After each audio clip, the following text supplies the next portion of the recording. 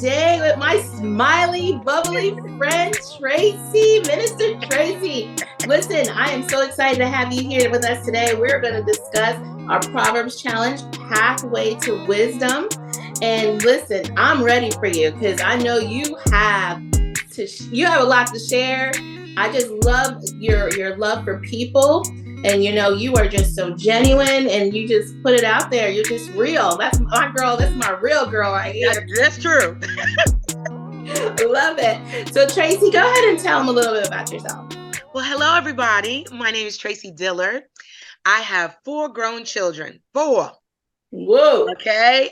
Oldest is 38. Youngest is 31. So that right there is a mouthful. Yes. Because I'm not old. You are not.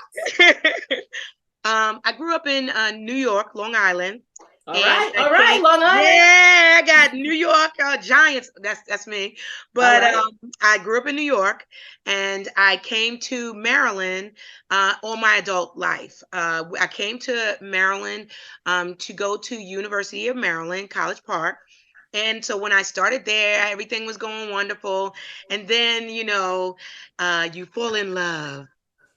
And once you fall in love, you might not do everything that you should do, which I should have completed college at that time. But it's all good because it's where God wanted me to do it. It was in his time, not in my time.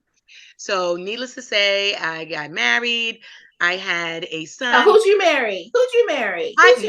This is different.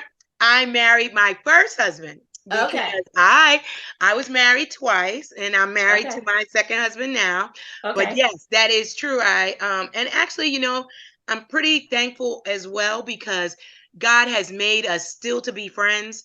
I can call him at any time. We have a son together.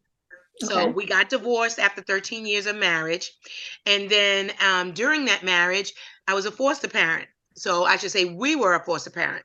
Okay. So we did foster care for 2 boys. At the time, they were like 3 and 4 years old. And I said, okay, we're going to adopt these 2 guys. We're going to get them out of, foster care. And then that was right about the time that we were getting ready to get divorced. So I opted not to do that. That's fine. So I went on to start the process myself. But then, that's when I really met this guy, which I knew him from my job because once I left school, I got a job and I worked for Washington Metropolitan Area Transit Authority, which is the transportation in Washington, D.C. So both of us work there. And, they don't really like they don't like on what do you call it? Job loves or, any of those kind of things. Keep it professional. Yes, exactly. And we always did because we wasn't, we were always professional. But we always knew each other. But then I shared with him what I was going through. And at the same time, he was going through the same thing. So we were like, so we kind of cried on each other's shoulder, that type of thing. And then that relationship blossomed into, a marriage. So Fred and I have been married for 27, going on 27 years. So yes, and in that marriage, yes, those 2 were my foster children, but Fred, being the gracious man that he is, he adopted the 2 boys with me. So all of us are together. I always told him I'm a package deal. So yes, that is beautiful. It was a beautiful story that I'm so thankful for because God gave me a second chance. And I was just going to say the second time around. Yes. And I'm going to tell you, he's my best friend. He's the person that I can go to when I need to lean on somebody. So I just say all of that we did our careers. He did 35 years and I did 30 years. And then we decided to, because we're motorcyclists. Yes. Also, we had a travel agency for 15 years. So we traveled around the globe. We went to Australia and Greece and Turkey and South Africa and just an abundance of traveling as well as motorcycling. And then we said, well, Florida would be really a good place to retire. And also my mom lived here. So we decided after we retired to move to Florida. You're a young looking mama. Yeah, thank you. So we have been in Florida for full time because we had a house here first, because when we come down for bike week and those kind of things. But then, we decided to move full time. We moved here 6 years ago. As of January the 1st, just passed. And we're still motorcycling, still traveling. My best friend ever. And we're just two peas in a pod, and it's wonderful. And it's so beautiful. Yeah, the so final beautiful to watch. And the thing that was the most powerful for me was that I always had in the back of my mind, I wish I would have finished school. So I kept saying, I need to finish. And I said, okay, I'm going to make this promise to myself, is that when I retire, I'm going to finish school. So needless to say, I kept my promise to myself. And December the 8th, I walked across the stage at Southeastern University, and I got, yay!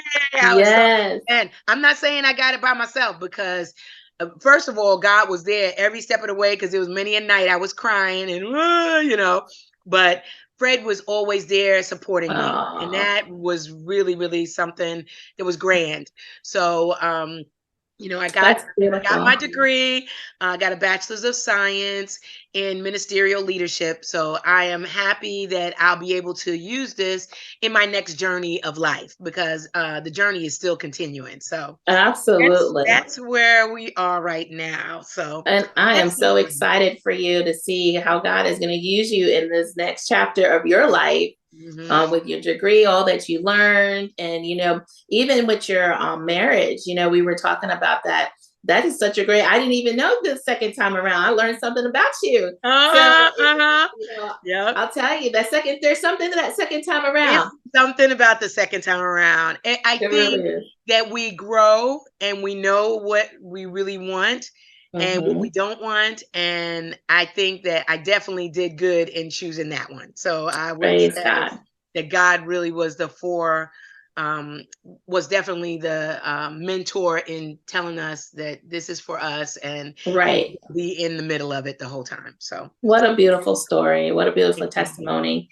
Yeah. And I'm looking forward for you to lead us into chapter 29, which we're going to talk about so many different things, because this is a really good chapter. Again, I mean, every chapter in the Proverbs is really good, but there's so many things about choices, and that was one of the things that you talked about in your testimony just now, about choices, making those choices, to go on and do your further your education after retirement. Even when you're picking a spouse, you talk to we can go so much into that. So I'm just going to let you take it from here, Miss Tracey. Go ahead and let us know what we got. Well, the main reason why I picked 29. Now, we all know that Proverbs is full of knowledge and wisdom and teaching points. And during my career, I was a training instructor. I was a director of training. And that is my forefront of my life. That's who I am innately, is a teacher. And I just thought that Proverbs 29 had a lot of things that was about teaching, was about knowledge, was about, doing the right thing and making sure that you weren't going off, doing something against what God wanted us to do. So I could just pick a couple, because I could pick the whole thing. But one of the ones that I thought was so profound to me, because sometimes we can do some things that we call like a fool.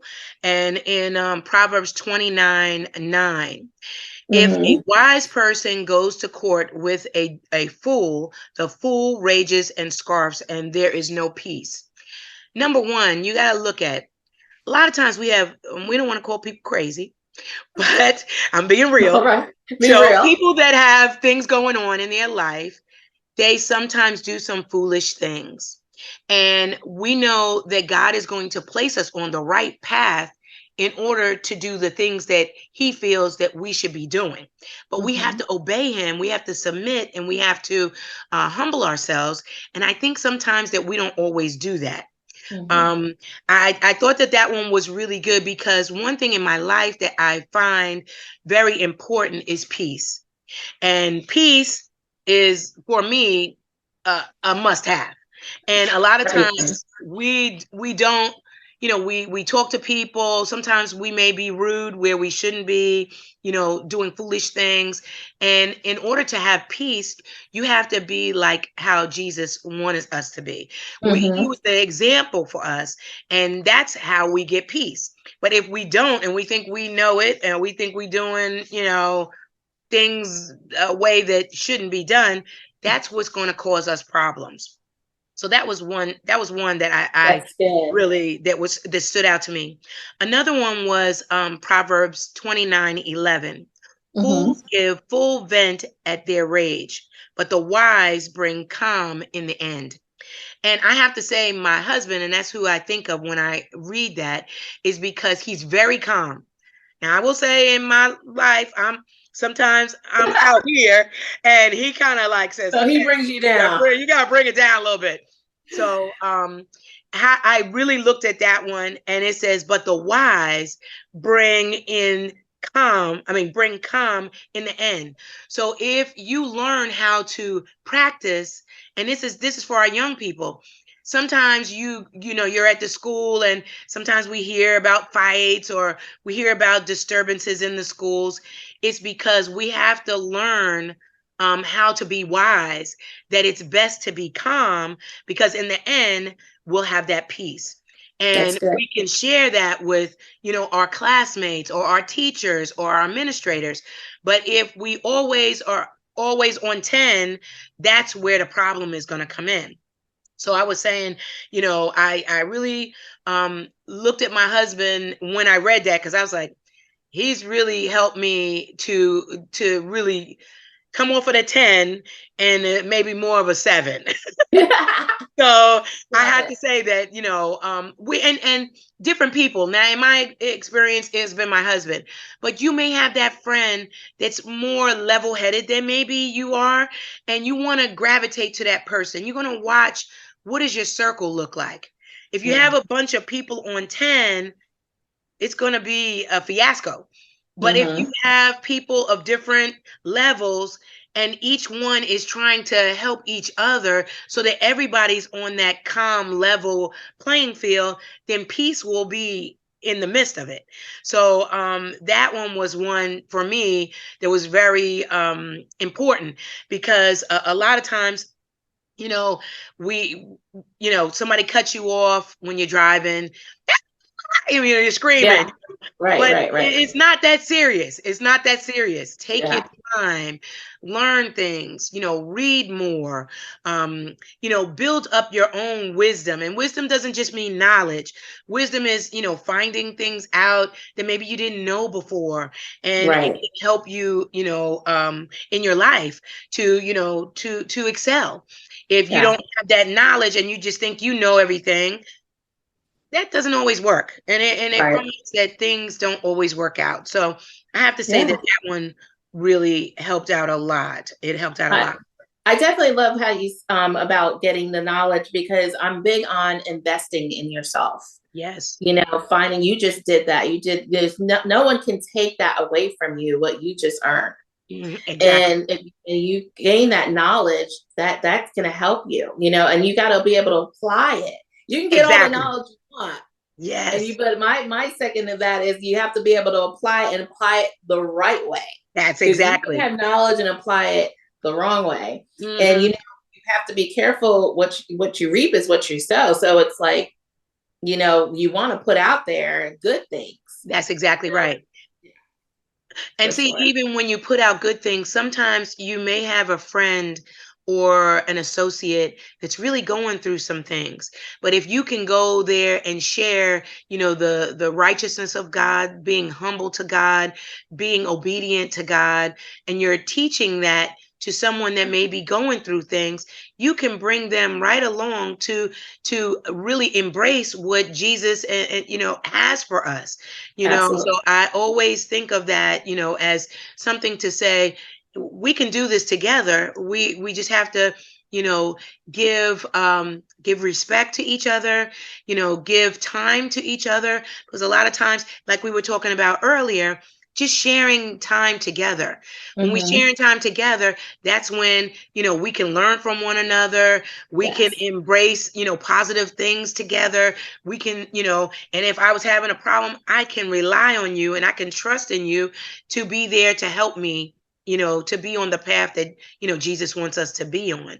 So I thought that was very, very important. Yeah, you mentioned that about, having that almost like that circle of friends. And I loved, my husband would always tease me and say, well, if you get into the jam or if something's going down with one of your friends, who you gonna call? That's right. That's right. That's right. You know who you call. Yep. And you want that circle of friends that that's going to encourage you, or the ones that's got your back. Like, that's listen, right. I'm going through. I need my girls there with me. That's so right. That whole circle, and you have that circle for a reason. That's right. So you're not doing life alone. Right. You're not sitting home and doing the whole pity party. Us women like to go in front of that mirror and do the whole. Yes, that's right. And I'm telling you, I agree. I agree with that 100%. And I'm going to share something too, is that I have two friends. I have many, many, many friends, but I have two, and I call them sandbox friends. I've known them since I was like 7 years old. And I talk to them every day. Wow. Every day. And I mean, y'all already know, I'm up there a little bit, but don't see it. Don't see it. Those are my do or die girls. And just like in this verse, those are the ones that's going to make sure that they're going to impart positive things to you. You got to watch what your circle is. And just like, you said, Renee, is that sometimes you have people in your circle that should not be in your circle for only a season. Right. And sometimes you might have to cut those away. Not that you're saying I'm not your friend anymore, but more of you need to have positive reinforcements around you to make sure that you're on the path that Jesus wants you to be on. And sometimes some of our friends are not on that path. We can love them, but sometimes we have to get them out of our circle, so that's something that I always kind of do too. I call it love from afar sometimes. Yes, that's perfect. Because you have to be careful. I mean, where you are. This person could bring me over the edge, or this person can help me get where I need to go.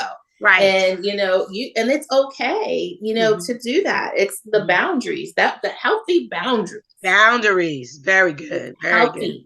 Healthy boundaries is so important. And like you mentioned earlier, my peace is everything. Yes. Like I will shut it all down just to get some peace. So like, that's right. That's right. You got to do it. And that may sometimes include your children.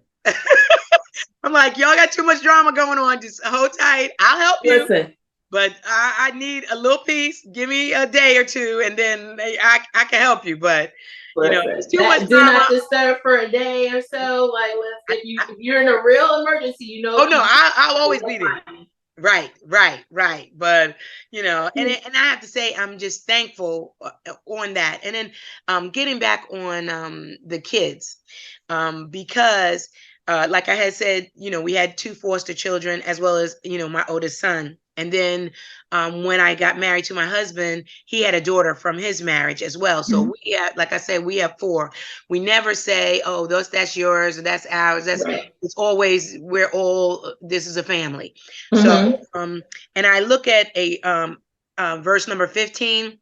Verse number 15 says, a rod and reprimand impart wisdom, but a child left undisciplined disgraces its mother.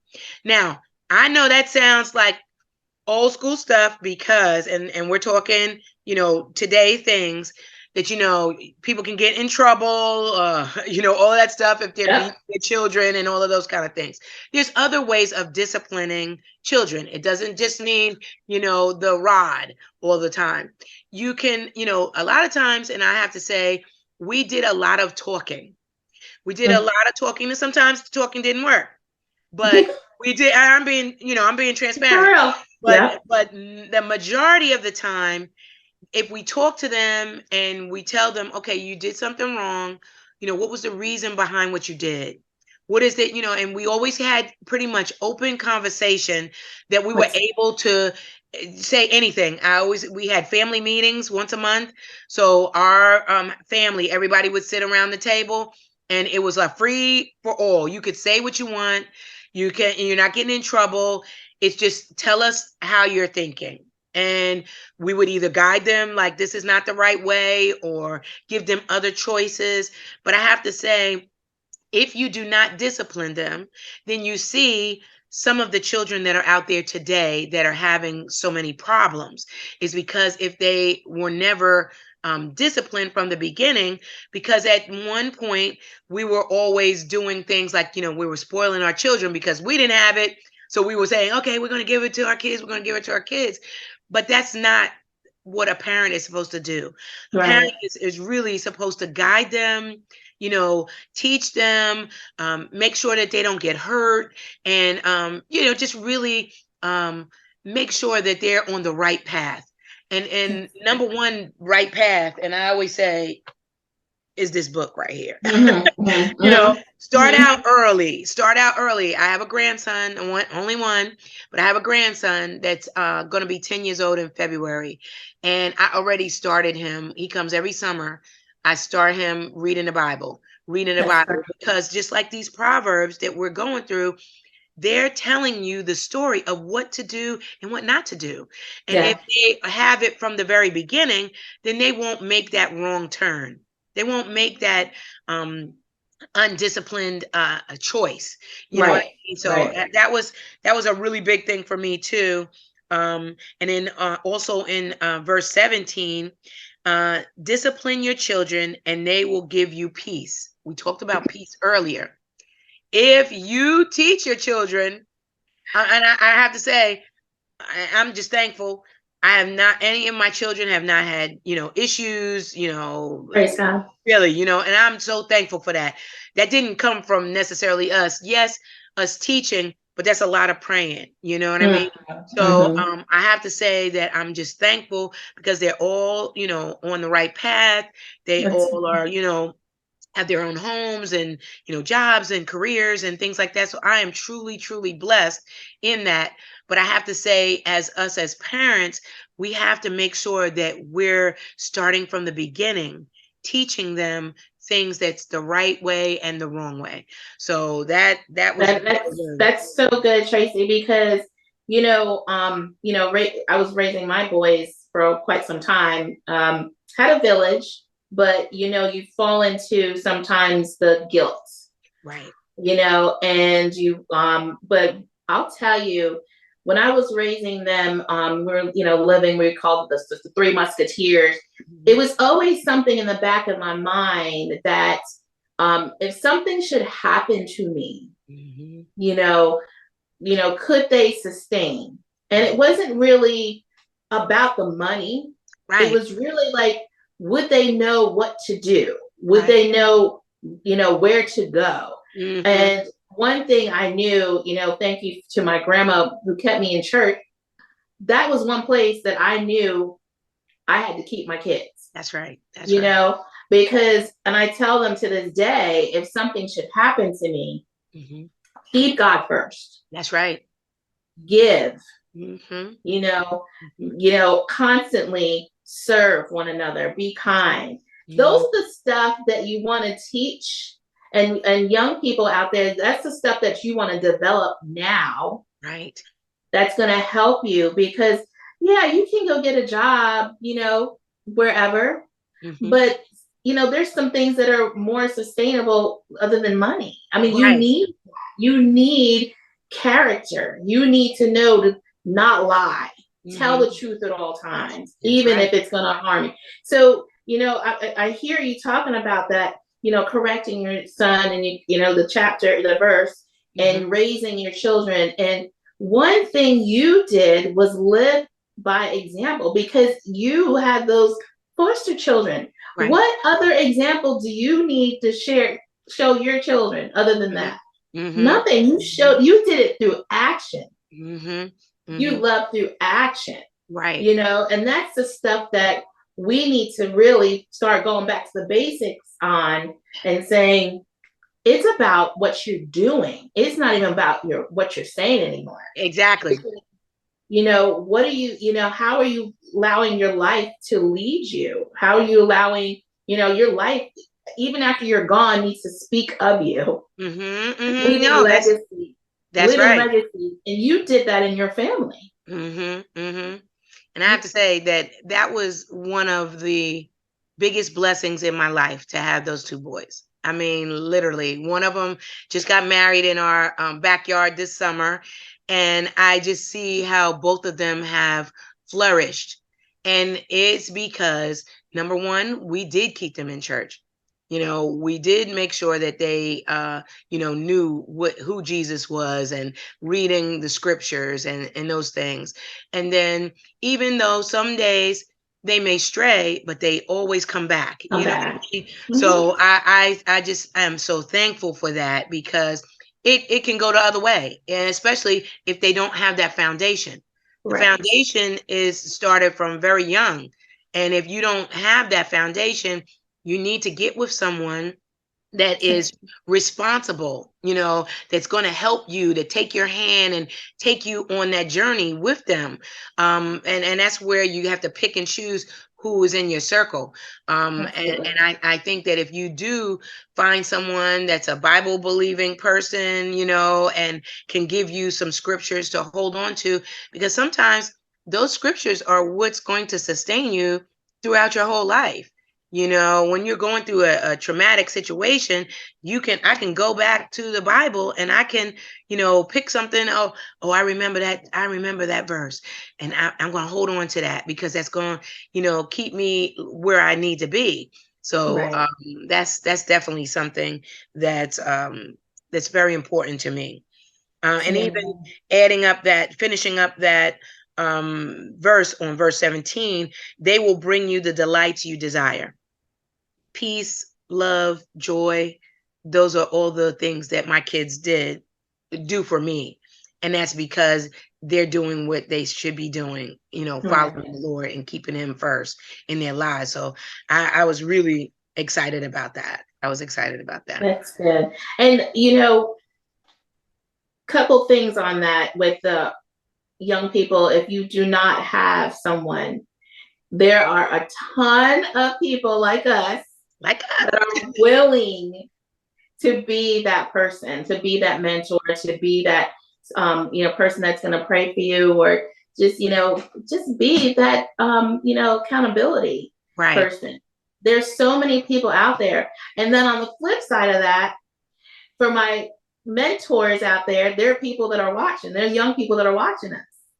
So you have to, again, be available, or they're seeing everything you're doing, whether it's on social media, whether it's in the church, how you're reacting, so it works both ways. Young people, there are people out there that are going to be there to support you and pray with you, and at the same time, for our older people, they're watching us. Oh yes, they are watching us. They are. So, and just like you said, in church too, we have a lot of young people in our campus, and just like you said, if I see them and they're doing something that may not be, right, just pull them to the side. Don't embarrass them or anything like that. You just say, hey, I think you could have did that a different way. Oh, okay, I'm sorry, Miss Tracey, and but you have to correct them. Because if you see that they're doing something and you didn't correct them, then you're not doing what you should be doing. You know what I mean? So that's good, because even we have a business, and I tell when someone we have to reprimand or whatever, put them on some type of a warning, I always tell them it's better to tell them, because they're going to go to another employer and do the same thing. Exactly. So that's what we don't want. We want you to learn. We want you to grow. So even if and it's not, I have signs everywhere. It's not what you say, it's how you say it. It's not what you do, it's how you do it. And you can do it with love. Yes. You can do it in love, and just say, because I want you to be better. I want you to have all that, God has for you. I'm going to just share this with you. And then whether they take the correction or not is really up to them. Right. Exactly. That's 100%. I had another one, and this was about anger, because I know sometimes there's a lot of folks that are kind of angry, and an angry person stirs up conflict. I'm like, wow, that's true, and then a hot-tempered person commits many sins. You have to look at that. I mean, that's just so truthful. I mean, to me, every time that I read some of the Proverbs, it's just like, it's so basic, foundational. It is. It's easy, and you're like, well, that's for sure. There's that's automatic. You would know that. But reading over, a lot of times reading things repetitively makes you kind of get it ingrained in your soul. So sometimes, you have to read some things over and over again in order for it to be just, muscle memory. So some of those things, I mean, they had another one talking about rulers.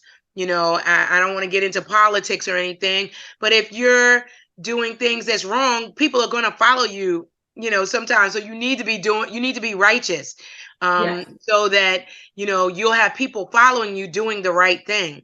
If you're out there doing anything that you want to do, and if you're the ruler, or the person in charge, people are going to do the same things that are not necessarily the best choices, because you are the ruler.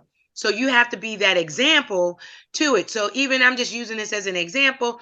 In your church, you have your pastor, your bishop, your apostle, whoever is the leader of the church. That person has to be doing things correctly, because you have a following. And if people are following, yes, they're following Jesus first. Don't get me wrong, but if you have a leader, you look at your leader as the example. So you have to be doing things in a correct manner. Exactly. And if you're not, that's when chaos starts. That's when sin creeps in. That's when, people are not back to the fundamentals. They're doing things that shouldn't be. So like on those Thursday nights, we have Thursday nights for our young folks, and at our campus. And those are examples of people that are in leadership that are the same age, or maybe, a little bit older than them. So that's that example of showing them the right way, how to be righteous, how to be, submissive. I'm not talking about being a submissive slave. I'm talking about, you have to submit so that you can get the glory of God. And if you're not doing that, and you're doing your own thing, that's when sin starts creeping in. But if you're, following someone, doing things and being taught by people that are righteous and God-fearing, then I'm going to tell you that it's going to really help you just in your journey with Jesus.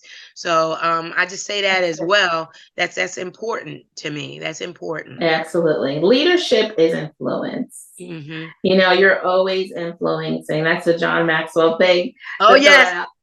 But leadership is all about influence. And, you want to influence properly. You want to do it right, without being selfish. You want to have right motives. You want to, I have it down here that, that we can't be people pleasing, right? Because we're sometimes afraid to tell the truth. Right. But we already know that the truth can set us free. Right.